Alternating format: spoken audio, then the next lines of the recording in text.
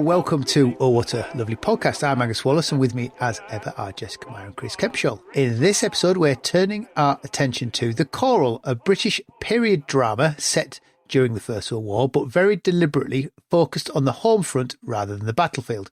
It's written by Alan Bennett and directed by Nicholas Heitner. The Choral is set in a Yorkshire mill town in 1916, where the local choral society is struggling to survive as the war drains away its male singers. Into this disrupted community comes a driven and uncompromising choirmaster determined to stage a performance of Elgar's The Dream of Gerontius. As the film unfolds, it explores music, grief, xenophobia, community and endurance at a moment when absence and loss shape the everyday life. Reviewers have responded to The Choral with a mix of admiration and reservation. Time Out called it an elegant, Yorkshire-set exploration of music as a spiritual, moral boost in the darkest of times, praising Fine's performance as gravely essaying the controversial choirmaster at its heart. Even as the film misplaces its stirring crescendo, The Telegraph described it as a wintry tale of art blooming in adversity, writing that the film is far from a schematic feel-good jaunt and probes melancholic and profound themes. On the more critical side, Rotten Tomatoes critics' consensus notes that although the dialogue is sharp and Fine's turn is strong, the film struggles to harmonise its numerous characters and themes, resulting in a drama that can feel emotionally scattered to some viewers. So how did we find it? I went with very low expectations. I generally find visions of perceived historical Northern England rather grating, but I have to say I very, very much enjoyed this. Well, there are bits that I watched through my fingers, which I'm sure we'll come to. What I was most pleased about is, and I was saying this to Jessica when I saw her the other day, I have a tendency to kind of, with these films, similar to like The King's Speech, that they exist in this particular time period, but it basically sets up like, now that they've done the thing, the problem's solved. So, fortunately, the Second World War didn't happen because Colin Firth was able to deliver that speech. And pleasingly, the First World War came to an end because the Choral put on this performance. And I was very, very pleased that that wasn't the case. That was my biggest reservation going in, that, like, if we do this thing, everything will be all right. Like, I don't think it is going to be all right. But that was actually my biggest criticism. I should say I did enjoy it. It was a very diverting, however long the running time is, hour and something. I will quite happily watch Ray Fiennes and Simon Russell Beale in just about anything. They can recite the dictionary to me. Although Simon Russell Beale was clearly hamming it up as Elgar, which was very funny. I did enjoy it. My biggest problem was it's set in 1916. And apparently the entire 4.5 years of the war happens in 1916. We have everything. We have somebody saying it will all be over by Christmas. We have a reference to John Singer Sargent's Gast, which I really must double check what the date that was actually 1918. I checked that, yeah. We have everything you can imagine all happening at once. We have a disabled ex-serviceman, and it's a reasonable disability. He's lost an arm, who reintegrates, and it's complicated. I agree with the Rotten Tomatoes people. There's just too much going on. You've got every single possible story about the First World War and its legacy shoved into a single, 3-month period? It's slightly confusing. The timeline I found slightly confusing, but I was willing to overlook where we were in that 3 or 4 months that it's seemingly depicting. Bennett has picked some really interesting storylines, right? But there are too many of them, so none of them get done properly. I wanted to know more about the local prostitute. I wanted to know more. These storylines come up and just sort of get thrown away. But you do want to know more. I mean, the quality of the writing is such that you do want to know more about all these characters.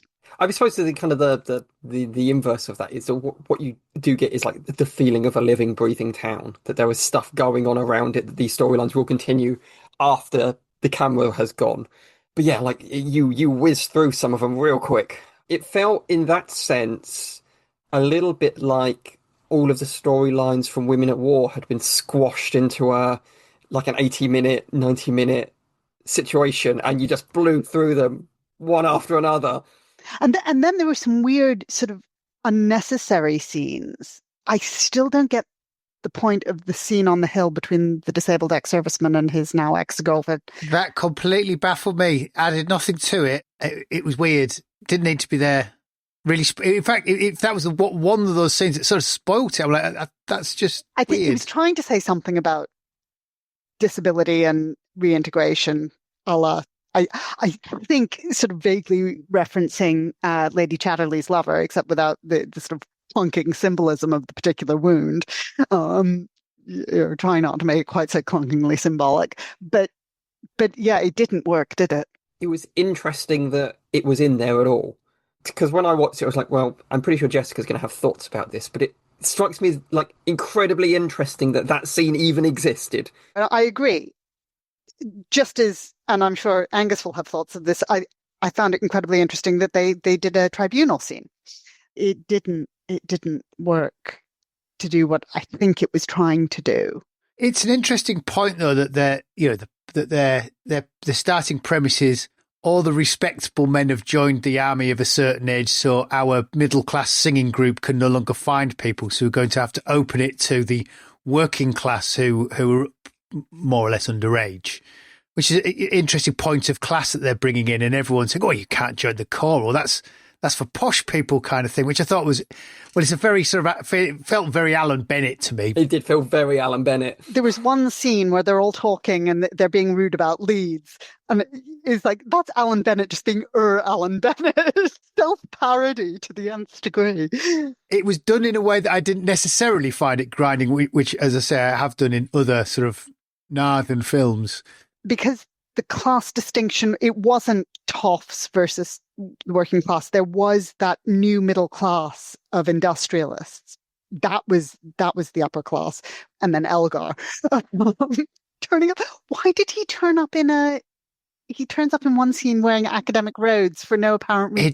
He'd got a doctorate. But why couldn't he take off his academic robes before he got? Because he said he liked wearing them. But then he takes them off later. It's really, really bizarre. As I say, Simon Russell Beale hams it up massively, which is hilarious.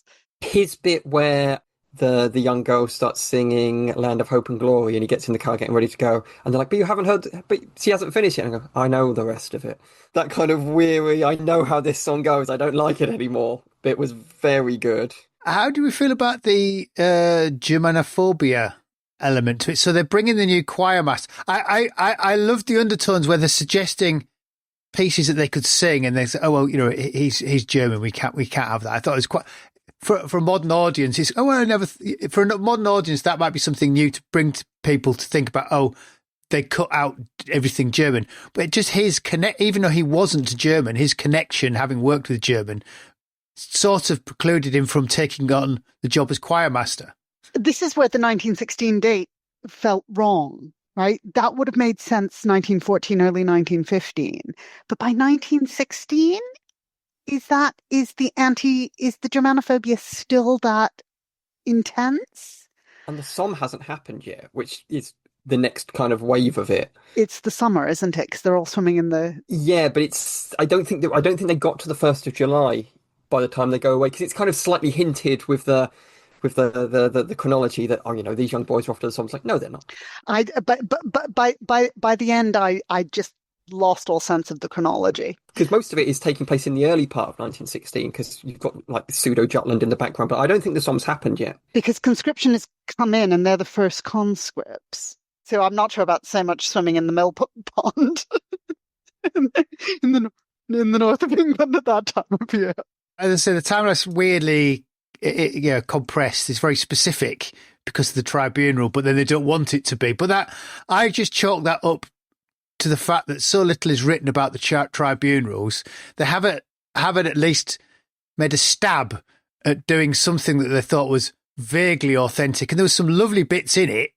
But I sat there thinking, well, I'm not sure this is true. You've clearly read all the conscientious objective historiography and cherry-picked bits from it. But there's some bits I genuinely I loved the bit at the tribunal where, well, I couldn't work out if he was trying to be a conscientious objector or not for a start. That was slightly So this is the choir master's piano player.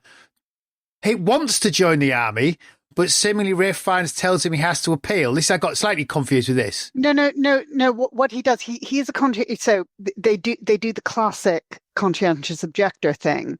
He goes in and says, I'll serve in the medical services, which actually was an option. You could say you could be a non-combatant, but it wasn't a conscientious objector, because the conscientious the war resistors, well, certainly those in the Friends Ambulance unit, said, actually, no, that's not objecting to the war if we're just freeing up more men to go fight by helping with the war, especially because they would have been serving in the RAMC. So if he'd been accepted for medical services, he wouldn't have gone into one of the volunteer units. He would have gone into the RAMC. So he'd have been part of the military. So it wasn't actually taking up the conscientious objection. So there was that error that they have. But he never really makes the point that he conscientiously objects to the war. And I'm sure at some point he says, I want to go. He feels he has to go. He wants to go to prison.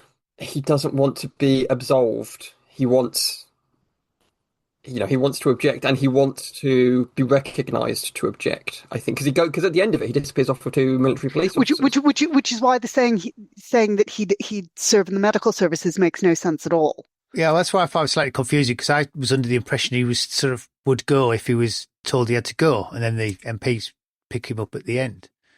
Amusingly, he never states that he's conscientiously objecting in the tribunal scene. But I love the bit where they're asking him if he's a vegetarian. Are you a vegetarian? Which is a genuine thing that men were asked. Are you a vegetarian? Can you, if you're conscientious objector, you must be a vegetarian. Which very much amused me. John Buchan in Mr. Standfast makes all his conscientious objectors vegetarians. There you go. I mean, I thought that was fascinating, and the depiction of the tribunal itself was that wonderful. Put the military.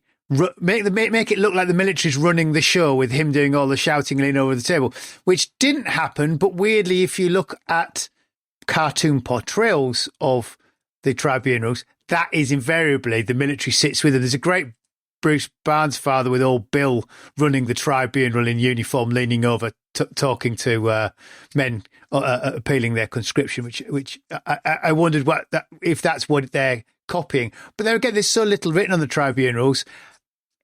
They kind of got to sort of cherry pick what they have. It was the scene where I was watching through my fingers because it felt like all the cliches, and particularly, I love Fenella Woolgar, can I just say? But that scene chewing she does about as the female tribunal member, I'm thinking, no, and particularly not by 1916. No, but he could request it for a non-combatant role, or even then, it's so early at the start of the war, we hadn't really even defined what conscientious objection not meant, but the categories that it fit in. Basically, if you weren't a Quaker, you were kind of not seen as a conscientious objector, at least for another few months. And then the Pelham Committee comes along, and then he potentially wouldn't even come before the tribunal. It'd be another way. The other thing, of course, is it's making an assumption that he would have passed medical. Although I did enjoy the medical. That was good, and the epilepsy. That, I thought that was a lovely little detail that, most people thinking about the history of it isn't something that springs to my mind as something that would have been caught at a medical. This is where I think part of its strength is all these little vignettes that are almost throwaway, like the prostitute, the medical, the tribunal. They don't need to be in there, but they kind of flesh it out as a real living community with all these little almost dead ends of storylines. Well, I'm not sure the prostitute is a dead end. That's what I found so interesting about it. I wanted more of her. Where, the hand job scene is a dead end.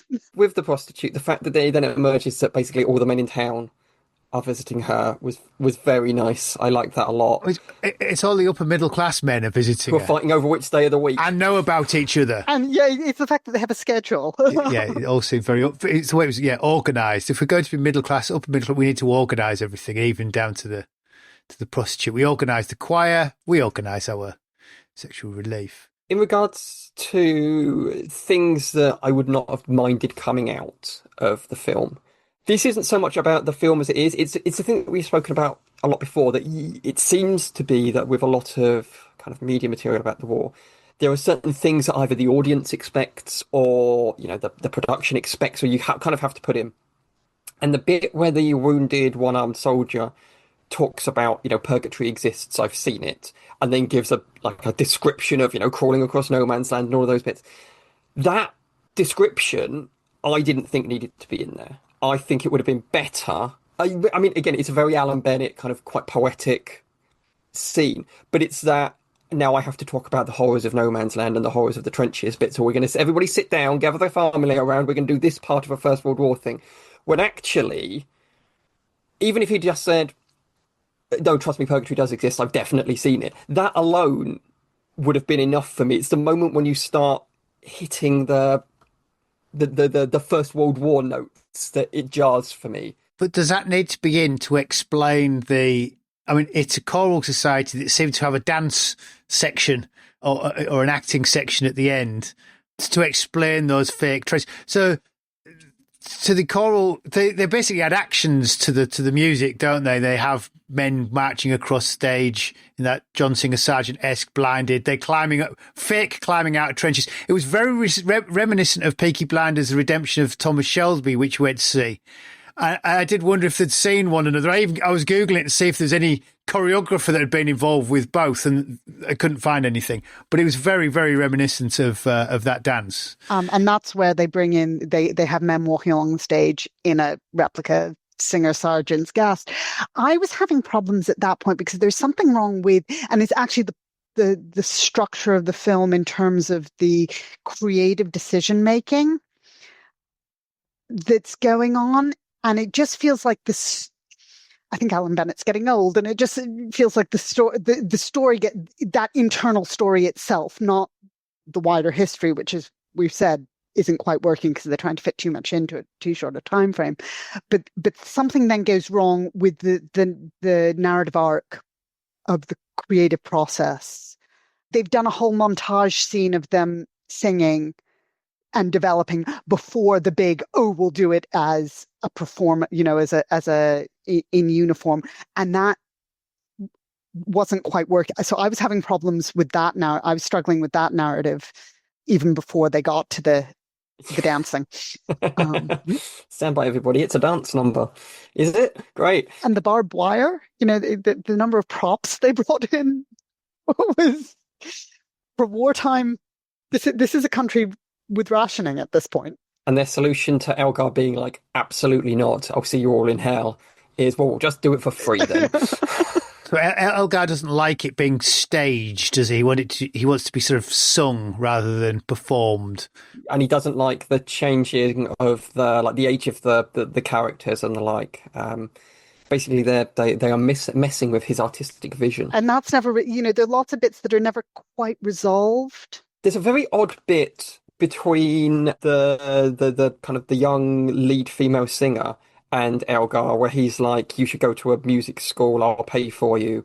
But there's a weird, creepy extra innuendo about that scene, is how I read it, because he was like, "But if I, how would I do all of these things? Don't you worry about that. I shall take care of all of it for you." It's like, will you, creepy, weird Elgar? What exactly are you offering to take care of here? Again, one of these things that I wanted more on. She's a member of the Sally Army, and that's sort of, it's there briefly, and then isn't. But then you end up with, so the three young kind of male leads, they all have their kind of moment of not quite or possibly sexual reckoning at the end of the film. We've got the guy who's kind of started seeing the younger woman who was seeing the soldier before he went off to war and lost his arm.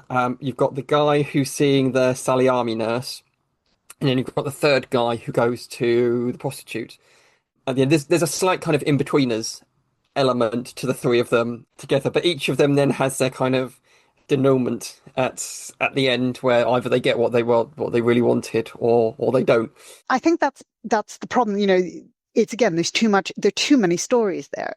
That would have made a nice story arc before they go away without creating the problem that you were worried about, Chris. Or you could have the great performance of The Dream of Gerontius and all its implications, but trying to fit all of them in, plus a story about same-sex desire. It would have made a really good TV series. Because also you get Rafe, thing he finds, desperately kind of searching the newspapers for news of his German partner's ship. And then, like a third of the way into the film, maybe, it gets noted that the ship has been sunk and everybody cheers. Literally everybody cheers. And he's very sad. And you then have his piano player going like, maybe he wasn't on board. You get no resolution to that, which I partly kind of like, because sometimes you don't get a resolution, but and it would have been odd if it had been so compressed into the time period. But equally, like, so where's any of this going? You don't even see it play out in Fiennes' character beyond that scene. I think that's the problem. If it changed him in some way, it would help. So I quite like those vignettes going away, because there must be people across the country who had somebody in Germany who basically they were not allowed to acknowledge, but they would track where they might be in the paper. And then once something had happened, they would not know more and they could say nothing and they would have to just bury it. And there must be people across the country who either traded with people or family members or, whatever. I really enjoyed those bits that don't go anywhere. I like dead ends. I wonder about the not being able to talk about it, because of course you do have German prisoner of war camps, including in the north of England. There are, as in the Second World War, there are some day release schemes for prisoners of war to go work on local farms and stuff. So there's going to be contact with German soldiers in the country. I think perhaps more than is implied in this film. But you don't need another storyline in this film. I suspect that one of the reasons it skips along so fast is the amount of storylines. And if you started taking them out, you would have a lot more space, which modern films don't like. They like to crack you along. They're not particularly troubled by the fact that things might not make sense. If they can keep punching you in the face so you forget. But I expect something slightly different from Alan Bennett, perhaps. And Nicholas Heitner, for that matter. But yeah, no, I take your point. It's a bit Love Actually in that sense, right? I was going to say one of the bits I found interesting right at the very beginning of the film, when you kind of get a sense of how this might play out, or you kind of start to flesh out some of the characters, is that one of the young guys is a postman, and he's the one delivering the letters to people, and his mate's often waiting around the corner, delivers the letter to the young woman, young wife, mother, whatever, young partner. And then they'll have a conversation about where, how soon is too soon to then move upon her, in the hope of dating a newly or sleeping with a newly available girl, which was like, oh, okay, so there's something quite interesting and fun going on here. It's not going to be, I mean, admittedly, because it's Alan Bennett, it was never going to be this way anyway. But it's not going to choke to death on its own reverence. That I can. Within the first 5 minutes, I can guess what the rest of this film is like. That actually, oh, okay, this could be fun, because they felt like real people. I mean, that was what saved it. The acting was good, and not just the big names. It was all good, so that even where there's a lot of unresolved character development, you could feel that the actors were really invested in the lived reality and the mill owner's grief and his wife's grief over the death of their son. Again, in some ways, it's picking up on the cliches, that she never talks, and quite what prompts her to then come to the performance at the end, even though she's been resisting music as part of her grief. The weight of the grief and the extent that it was destroying their marriage, potentially destroying their marriage, that felt really real. And again, it doesn't take over. It's just another storyline in some ways, and you sort of want more. For Star Wars fans in the audience, the piano player was played by Robert Ems, who played Lonnie Young in Andor, and was very good, which was like one of the first things that I noticed. If Alan Bennett's going to play to type, so am I. I was saying to Chris before we started, there was a line in it, and I think it's at the end, but I didn't, because I was in the theatre. I didn't make a note of it, and I've been trying to find it ever since, which I thought was an interesting point about how people cheered when the volunteers left, but now the conscripts go, not even the padre turns up. Which was an interesting point, because I think it opens and starts with on the train station with men leaving. That's where you have someone saying it'll all be over by Christmas, boys. And I sort of went, ooh. And then you have the returning sick, and about half of them are in hospital blues. And I'm thinking, is there a local hospital? Quite possibly. Keighley had a very active hospital, but as always, the medical history wasn't quite. There you go. I'd forgotten about this. Now you remind me. They had taken over some country house, hadn't they? And there is a hospital that they recruit men for the choir. Yeah. Although they don't That's then right. make a big deal about it, weirdly. They turn up, recruit them. That seems to be it. And then stick them in back. I thought there might have been a bit more about them. But I thought it's an interesting reflection about how many of these country houses were taken over. I mean, I know around me, a tremendous amount of larger country houses were hospitals of some actually quite small. But what they're auxiliary hospitals, the rehabilitation centres. So the medical caregiving has been done elsewhere, and these are where men are being rehabilitated, which is why the hospital blues, I need to check. I think they are still being worn in auxiliary hospitals rather than just the military hospitals. Quite why you end up with a man in a wheelchair, a man with missing an eye, and I can't remember what the third man, what his injury was, all end up in the same small auxiliary hospital, unless they're... And then in the same choir, and you never see them again. They're actually in the full choir scene, but yeah. And for a minute, it looks like that's going to be another storyline. Nope. That's in the choir with you. We haven't talked about the music at all. What does that say about us? No, which I did look up. It was actually performed in February of 1915 at the Royal Albert Hall, so it wasn't quite... So The Dream of Gerontius is performed for the first time in 1900 and goes badly, is the storyline of the film, and then is largely not performed again. But it was performed during the First World War, 1915 at the Albert Hall, March 1916 at the Albert Hall. There's the Festival of Gerontius at the Queen's Hall in May 1916, which was in aid of the Red Cross, featuring the London Symphony Orchestra with forces and leading soloists, and Elgar himself conducting, which was raising money for wartime relief funds with the royal family present. So the film makes this out to be kind of a forgotten masterpiece and never before done again. It was about during the First World War. I think I knew that, as much as I know anything about choral singing as the mother of two choristers. So I read somewhere that I think it's the Huddersfield Choral Society. It makes up the chorus.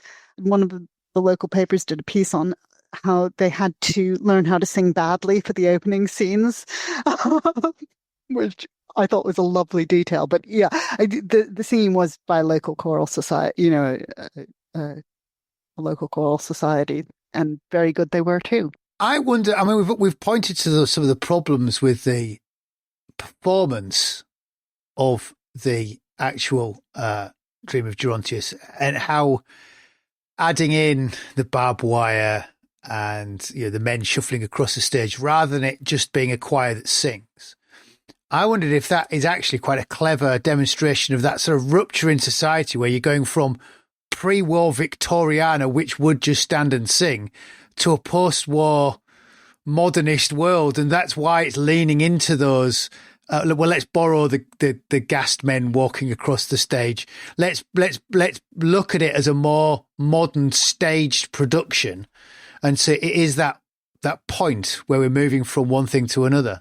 But again, you've got the time frame doesn't quite work because you've got a lot of pre-war stuff, and of course, this is Modris Eckstein's Rites of Spring, his cultural history of the First World War, where you've got the Rites of Spring causing riots before the war. You've got these, you've got a strong avant-garde in existence that gets supercharged by the war rather than being created by the war. But I was more thinking for the modern viewer to understand this is that switch. This is that moment where old world is changing to something different. And that's why we've kind of squished in these extra references that we appreciate outright. It feels like a very cliched view. the war causes this. Is that cliched because we're watching it? I'd be interested to see if someone who was clueless. No, I think it's what people believe happened. It's the Paul Fussell narrative of cultural history, right? Yes, Thomas Hardy was writing all of this stuff before the war, but it was the First World War that changed everything. That's the common view. And actually, what cultural historians have been saying ever since 1975 is it's more complicated than that. I'm not actually convinced that was the underlying argument about that this performance, the choice of drawing this as a performance and the the staging of it, as it were. It felt like a bit of contemporary surrealism, if you will. That was the bit that didn't feel like something that a real Northern community during the First World War would have done. So what is the film about? Is it about conscription? Is it about all of society entering the war? Which I increasingly sort of think it's all about conscription, not about singing. It's about all of society entering into the war. Yeah, total war. Yeah. Even the prostitute. I think you might be right. Yes, he's undertaking war service. It's my ongoing refrain when I used to teach about why there. I mean, admittedly, there were so precious few, memorials and statues to women in war service around anyway. But why is there no statue to women prostitution during the war? What are they doing if it isn't war service, particularly around the front? That's the argument made by women at war, though, isn't it? Yeah. Yeah. Yeah. Yeah, that's why we like it so much. From the point of the class narrative, the age is a really interesting narrative here. Who is old enough to join? Who is too old? Yeah, I think you're right, Angus. I think it is about total war, and in that sense, the 1916 date makes sense. Yes, and if you also think about that 1916 date, if, as I'm pretty sure this is before the Somme, it also means it's before the Battle of the Somme documentary, when people then actually get to see an element of with commas, massive, enormous commas of around the words reality of the fighting. But therefore, it all exists in a weird liminal space over there, where no one really understands what it might be like, except for purgatory does exist. I've seen it in that sense. So yeah, maybe the idea that it is a film about mobilization and enter into total war and a weird form of sacred union. I think move away from voluntarism into everybody's involved. We're all conscripted, even the baker. And that's a really interesting point. Religion is an underlying theme of this, and specifically the religion of England and the north of England, which is very complicated because this is the point where Church of England Catholicism and hardcore Methodism are all coming together in a weird mix. So to choose an oratorio like The Dream of Gerontius, and there is a section where they talk about the religious implications of it, is a really interesting choice. And then you get the Sally Army in there as well, which is why I wanted to know more. And of course, that definition of total war is the mobilization of all aspects of society, the economy, religion, gender relationships. That is total war. And I think that's what this film manages to capture. There is a complete absence, isn't there, of anyone probably older than 18 to 50. I'm just trying to think. I can't think of any male character who is... Ralph Fiennes in the piano. Yeah. Well, actually, I suppose there's the Ralph Fiennes is the only other one who potentially could be under 41. I suspect he's not. No. Well, my assumption was the piano player had just not volunteered. So he is essentially, he's in his 20s, but as he hasn't volunteered, the war forces him to take the role of a conscientious objector. But it's also interesting that they have, because most of the the young male cast aren't old enough yet. That's established very, very early on, but they're waiting to become old enough, and then their conscription papers are going to arrive. The piano player is the only male character who is conceivably of age, hasn't volunteered.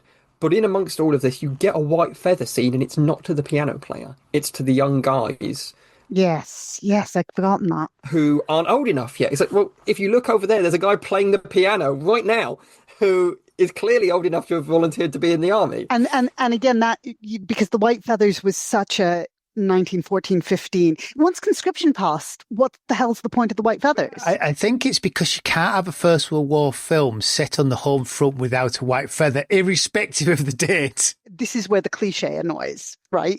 This is where it's like the medical services. These are the stories we now tell about the war that have to go into every film, even if, as historians we're saying, but no.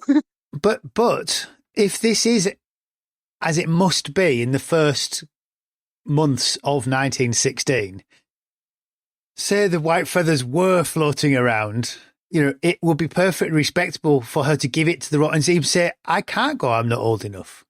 So, I mean, it is at least a nod to the fact that you've misjudged this. This is not what's happening. There are all sorts of stories in the Imperial War Museum National Archives, which Nicola Galacci cites, of men who were home wounded, but masking their wounds in various ways, particularly men with leg wounds, getting handed white feathers because they're in civvies, because they're on leave, medical leave.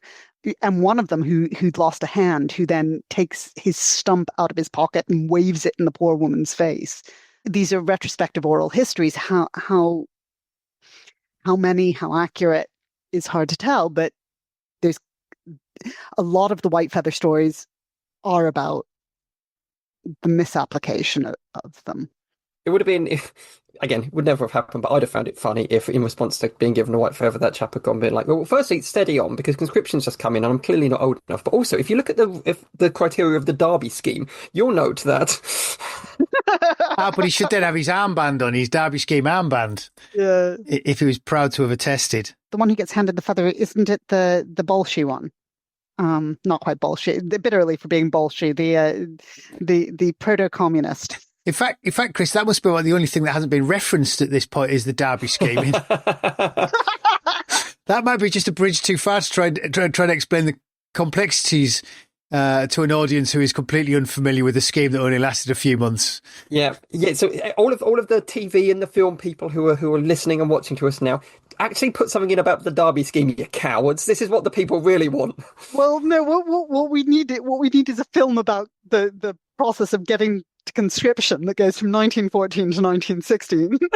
I'm not sure how good a film it will make, but that's what we're really asking for here, isn't it? Yeah, to televise the conscription conspiracy book. It is a good film. No, not a good film, but it's a fun film, I think, is the conclusion. Well, I mean, as we've said with many things, we have watched much worse things than the Choral in service to this podcast. And I did not regret going and buying a cinema ticket and watching it on a random Monday evening. No, I really enjoyed it. It's probably up there with Monocle Mutineer. Although I didn't have it. So I went to, I was saying before we got started, I went to a matinee performance, which I think was our local independent cinemas special discount for the local retired population to come to the cinema. So the cinema was about 2/3 full, and I brought down the average age by a good 5 years, I suspect. There was several people coming out of it saying, "Oh, it moved me to tears," which I can't say was my reaction. And I think, to be fair to them, they were moved by the singing rather than the storylines. No, they were upset because the Derby scheme wasn't in. It's clearly the only reasonable explanation. What do you think if there was a spin-off where they actually did it live on stage with the whole performance? Would you be interested in visiting that?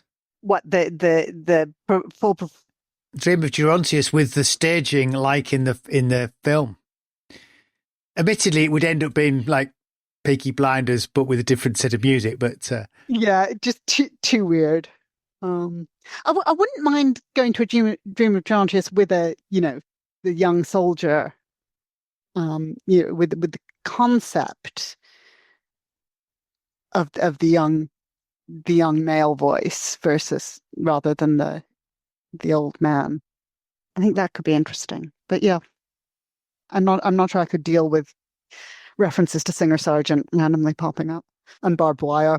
I did wonder how many people would even noticed that, though, or even, I instantly spotted it and had me going away Googling gas and... I think they will have done. It's one of those images that like the silhouetted soldier with his head bowed over his rifle, that is just, it is an image of the First World War. Yeah, would they identify it immediately as Singer Sergeant's gas? Probably not. But would they recognise, oh, this reminds me of the thing that I know about the war? Yeah, I think 100% they would. It'd be really interesting to see if this gets a US release and what sort of reception it gets in the US. Because, Bennett's big in the US, right? Alan Bennett, Nicholas Heintner, I'm not sure about Heintner, but certainly Alan Bennett is a known quantity in the US, as is Ray Fiennes. But whether that is as resonant an image in the US would be really interesting for comparison. Yeah, what they're going to get out. Well, if we're going to talk about questions about what are they going to get out of this, I'm 100% with the gas, but also Northern English life is going to be an interesting one for them. There's a tradition of this, because certainly they showed Brassed Off in US cinemas. That's true, and probably the Full Monty as well. Yeah, definitely, because I watched both in the cinemas in New York when I was growing up. But the closest equivalent is probably The Madness of George III, which was retitled for the US as The Madness of King George, in case people thought it was a sequel. Its US release date is Christmas Day 2025 in the US. My assumption is that will get it into the Oscars and various other awards ceremonies, at which point it goes straight to video, would be my guess. So it'll be limited release. If for our US listeners, if there are any, do go along and tell us what you think. Clearly not the target audience for a case study of how resonant Gast is, but it'd be interesting to see how popular it is. And if you know, like, normal people, because we don't know any normal people, but if you know normal people, take one of them along and then ask them what they if they recognise these symbolisms. Very good. So, what are we doing next time for February 2026? So at some point, we can probably do Gallipoli, the game. That's right, yes. The release date. Will that be out by then? The release date hasn't been announced yet, so I'm not even particularly sure when it is, which may just be a sign of how I'm not very good at my job. Rather than, but it'll be on the horizon. I think I've found our list. I have Robert Harris book. We have Very Long Engagement. A Very Long Engagement for February for... That would be good. Valentine's Day would be good. Let's do... Are we doing the book or the film? Or both? I mean, I will happily rewatch the film whenever. So yep. I would be more than happy to rewatch A Very Long Engagement. I would be happy to reread the book actually as well, but we may not have time. Should we say the film and I will try and get round to rereading the book. So for all our listeners, A Very Long Engagement and will be the next topics if they want to do their homework. It'll be good to go from Northern England to France. Oh, well, Happy New Year 2026. Yes, to all of you who are also already in 2026. Welcome, well done for joining us. We waited. We'll see what popular culture of the First World War appears before us in the next 12 months. In the future. All right. Bye-bye. Bye, everyone. Oh, it's a lovely war. Oh, we want with eggs and ham when we got plum and apple jam.